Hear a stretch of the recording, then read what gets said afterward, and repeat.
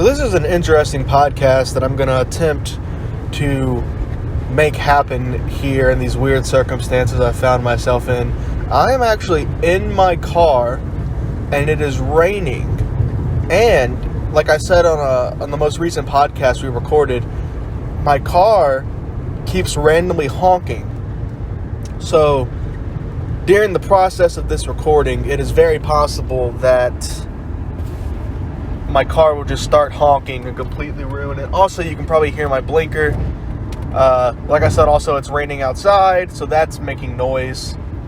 There are other cars on the road that could make noise. It's really not an optimal place to record a podcast, but I'm on my way over to Donna's right now. We're going to do some work, and I've had these thoughts in my head, and I would love to do a podcast about this with somebody, but I know absolutely nobody, and especially Donna, who could even comment on this in the slightest.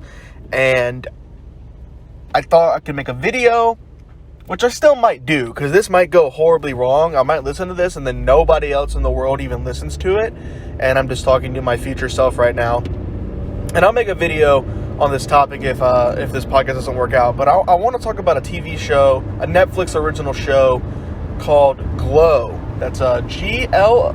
That's the Gorgeous Ladies of Wrestling.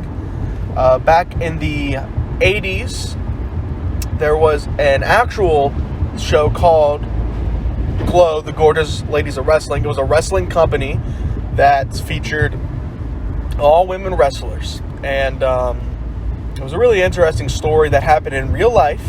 And I'm a big wrestling fan, so I was sort of aware of Glow and what Glow was. And a couple years ago, they announced this TV show, which was just like a drama based off of the idea of what Glow was, and it's about the making of that show.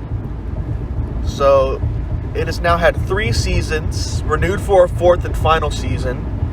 The 3rd season dropped many months ago, like a while ago, like a long time ago, to a point where this kind of podcast is not relevant in the slightest.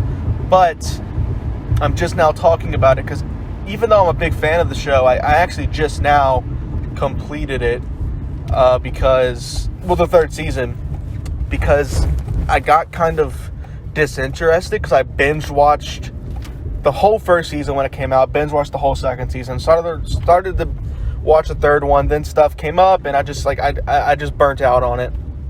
Even though it was very good, I hit like an episode 4 or whatever where I just was like, I don't care.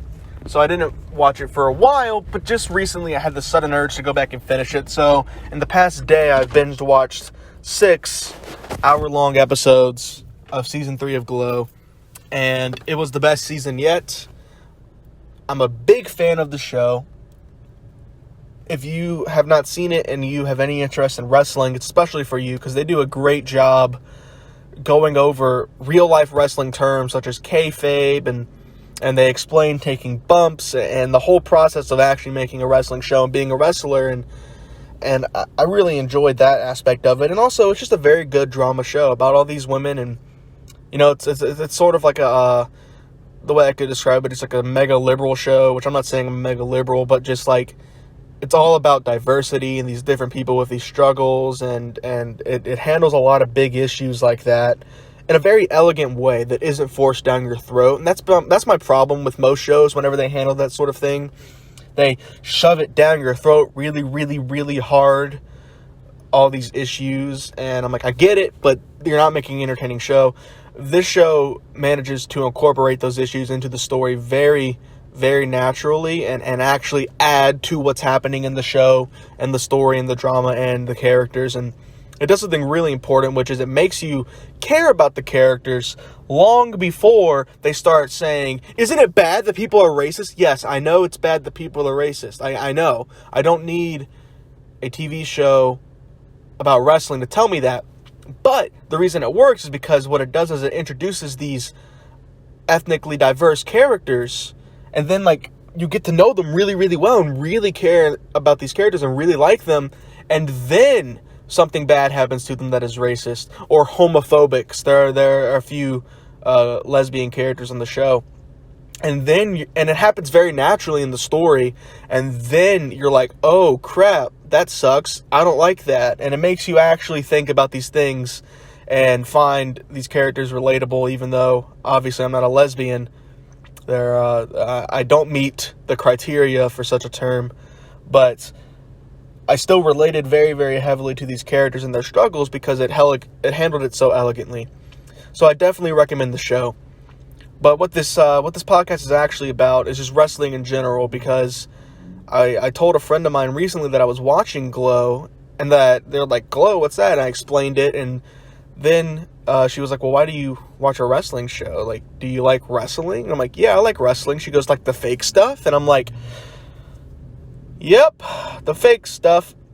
Let's just get this out the way. It's not fake. I mean, it's staged. It's predetermined. Yes, but like calling it fake is like such like a demeaning thing to it. And that sounds so dramatic, I know. But like, yeah, like Avengers is fake.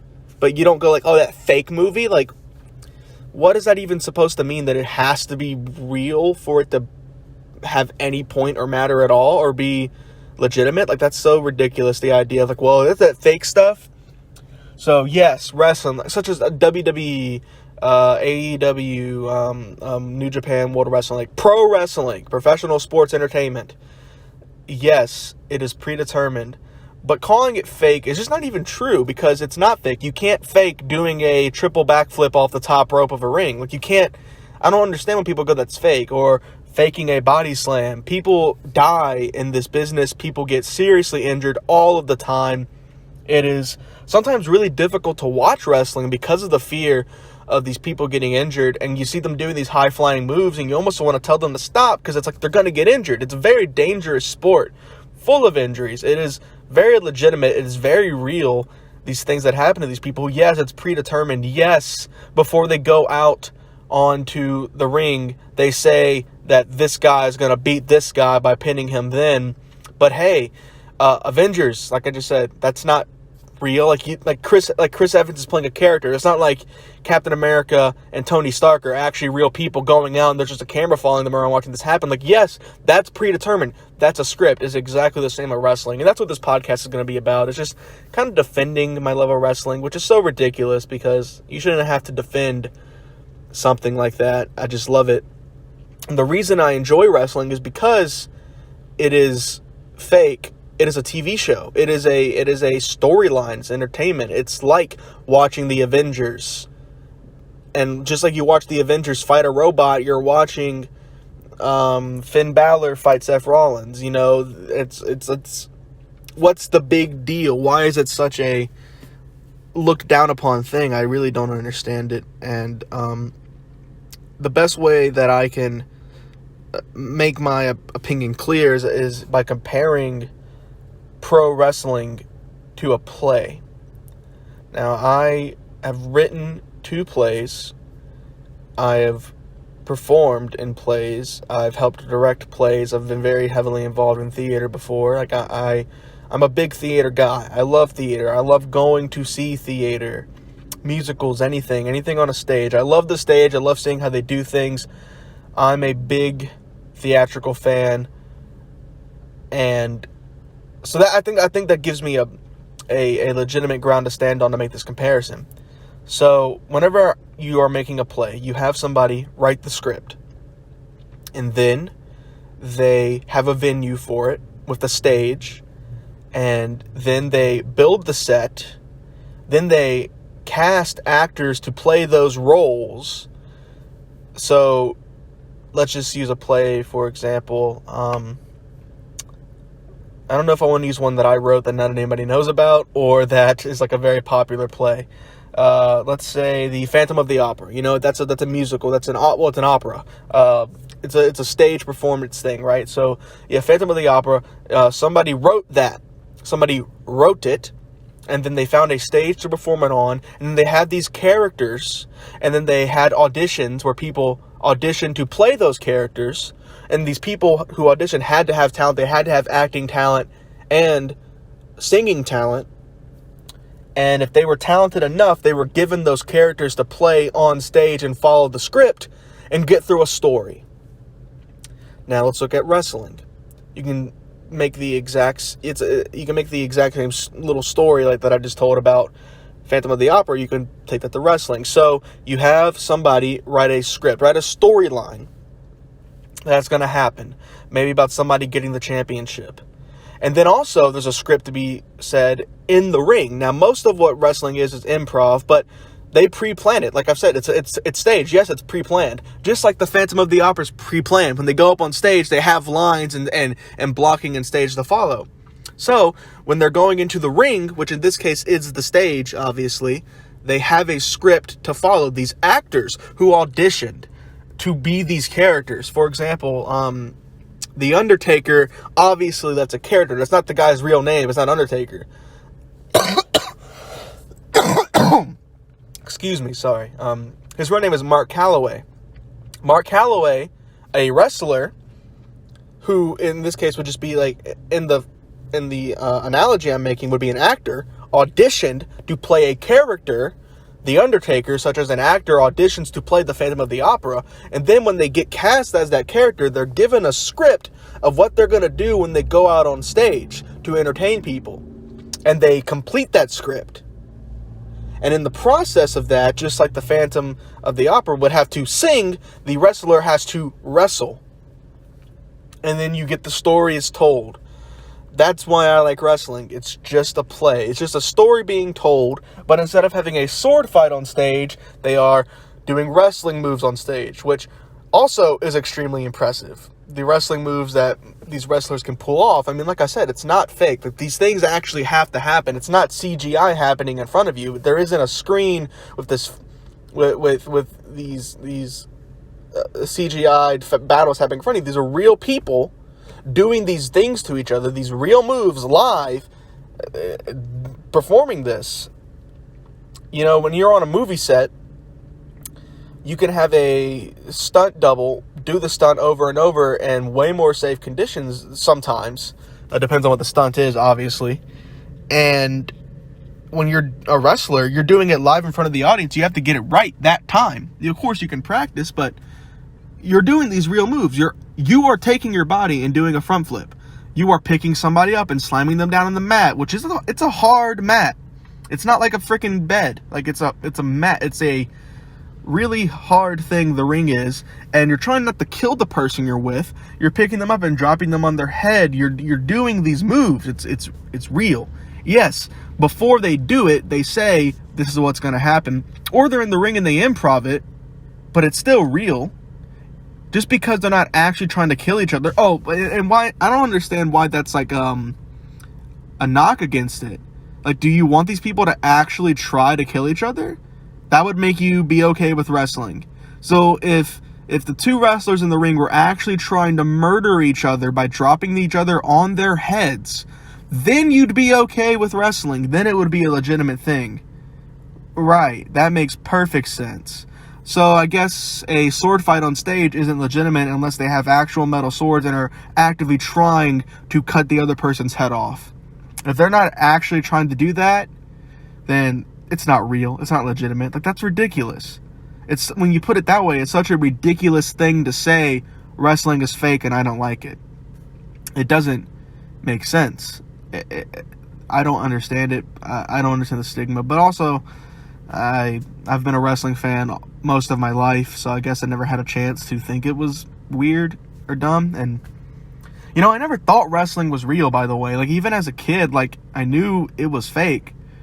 But it's the illusion of it. Just like I know Captain America isn't real, but I still go see the movie, you know? I still go see the Marvel movies, even though I know Iron Man isn't real and Thanos isn't real. Like, it's the illusion of it that makes it work and gives you the emotional attachment to characters. It's the exact same thing with wrestling. I know that Seth Rollins is not it's not the person's real name. I forget his real name, but Seth Rollins is not a real person. That is a character being played by somebody. But I can still grow an emotional attachment to this person, seeing them go through conflict and struggle and storylines that these characters go through. It's just instead of sword fighting, they are wrestling. It's a character. It is a character going through conflict. And that's why I like wrestling. And I think it is a perfectly legitimate thing to like. I think that the stigma behind it doesn't make any sense. And the reason this relates to Glow is because the only reason I'm thinking about this is because I just watched Glow, which is an incredible show, which also does a great job explaining everything I just did of like, yeah, they're not actually trying to murder each other, but it's a show.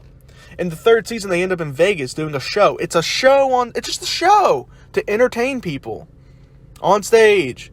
Oh, it's the fake one? Oh, I'm sorry. Is actual real, the real, like the actual, like, on a mat with, like, a weird headpiece and a leotard, real wrestling? Oh, is that more entertaining to you? I mean, I guess if it is, sure, enjoy it. But that doesn't mean that professional wrestling is stupid just because there are people who actually, like, wrestle around on the mat. I'm not a fan of that. I don't like watching that. But, like, those people are very real athletes, just like the wrestlers in pro wrestling are very real athletes. You can't just get in the ring and do those things. You have to be athletic, in shape, know how to do it, have the talent to do it. Just like not anybody can get on a football field, not everybody can get in a ring. It's the exact same thing. And what's funny is people listening to this podcast, the only people who would are probably people who already just enjoy wrestling, so it's like whatever. So they're going to be like, yep, that's right. But if you don't like wrestling, just like, I'm not asking you to give it a chance. I'm asking you just to drop this. I want to explain my opinion and my side. And the thing that frustrates me and just get it out there into the world, because that's what Stay Creative is all about. Just getting these ideas into the world. This idea that wrestling is just a play. It's just a play. And that's why I like it. That's why I'd love to be a wrestler. If I was more athletic, I would be a wrestler. Stay Creative would not be a thing. I'd be a wrestler, man, but I'm not athletic in the slightest. I'm not even going to try. But I love wrestling because I love acting. And I would be acting, but instead of getting into a rock, paper, scissors battle with my friend Juan in the first play we ever did together, I would get into a wrestling match to solve the conflict. It's just like that. By the way, I pulled over and parked my car in a random parking lot like 15 minutes ago, so I haven't just been dangerously driving around talking into a phone and not paying attention to the road. I've been parked, so I'm not just doing that. But I do look like a crazy person speaking into his phone in this parking lot. People would just think I'm on the phone, hopefully, and not recording a podcast that 5 people are going to listen to. So that's just my random thought that I wanted to get out there. I mean, that's what I want Stay Creative to be, a place where we can get out there. That I like wrestling. I'll probably write a blog about it too. Wrestling's pretty cool. I'd love to produce a wrestling show. Stay Creative Wrestling. Stay Creative Productions presents wrestling. I don't know a name for it yet. I'll think about it. But just give wrestling a chance. Just give it a chance, man. Or at least understand why people like it now. It's just a play. The same reason you enjoy the Avengers movies is why I enjoy wrestling. You enjoy them because you get attached to the characters and like seeing these characters go through their struggles and overcome the struggles and do really cool things. That's why I like wrestling. Because I get attached to the characters. I like the characters. And I like seeing them overcome their struggles and do really cool things. That's it. I guess I'll wrap it up. I'm done rambling the same things. Just a quick little thoughts into the world. Thank you guys so much for listening. I hope that you see my point, and I hope you like and subscribe. And if I end up writing a blog about this, the link will be in the description. You can go to our website, davidanddonnacreative.com. Go check it out there. I really hope you guys do. Thank you guys so much for listening. I appreciate it. And don't forget to stay creative.